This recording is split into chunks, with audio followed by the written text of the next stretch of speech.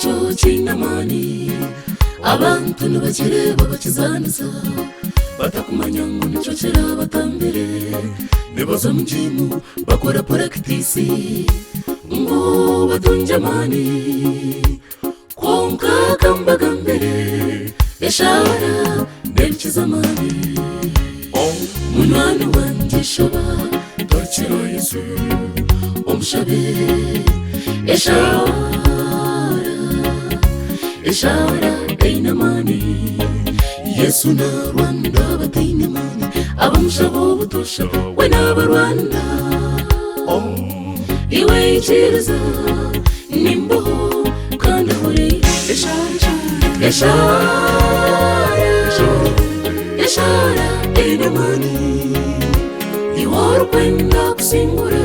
nzimba amajuru watashire Yesu owishimwe ikiriza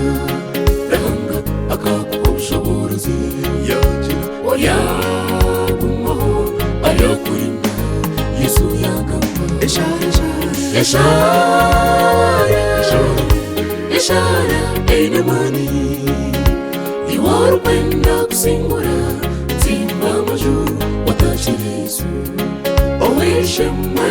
ikiriza rahanga akakubushobozi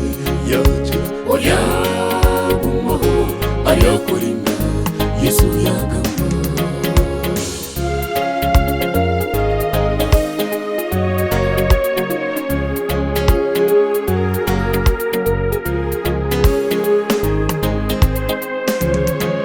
ayuhango twirinde mbimbiza erizoba ninkutakira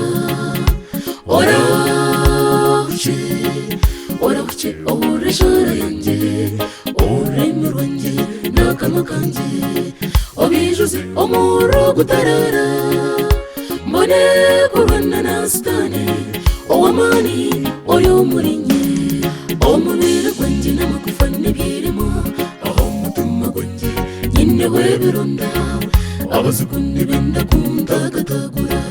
mukama otabikiriza Yesu nimanyangu mpurire munoni wanjye utandeka nkemuka zayo ni kwayo tubasize omukono wawe uturame Eshara einamani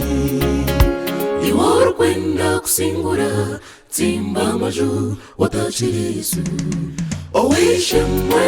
ikiriza rahanga akakubushobozi yagira oyagumaho ayakurinda Yesu yagamba Eshara einamani iwaro kwenda kusingura tsimba amajuru watashire Yesu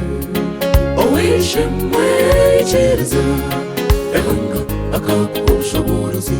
yagira oyagumaho ayakurinda Yesu yagamba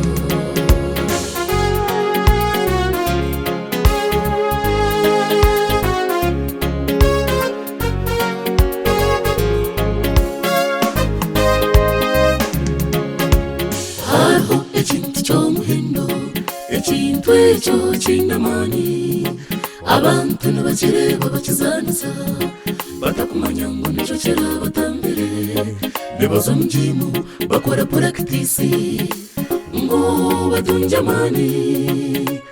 konka kambaga mbere Eshara ndebikiza amani munwana wanjye shaba torchiro Yesu omushabe Eshara einamani Yesu na Rwanda bateinamani abamushabo butosha we n'abarwanda iwe ikiriza nimboho kandi ahore Eshara einamani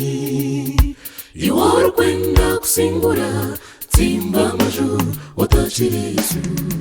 owishimwe ikiriza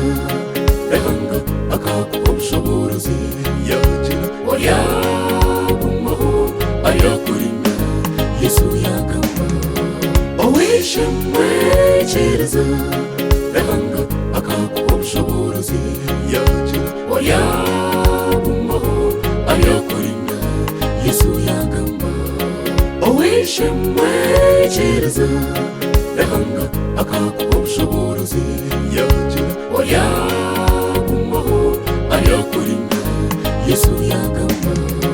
owishimwechereza ehanga akakuha ubushobozi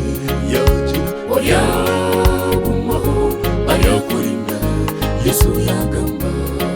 owishimwechereza ehanga akakuha ubushobozi yagira oyagumaho ayakurinda Yesu yagamba owishimwechereza ehanga akakuha ubushobozi yagira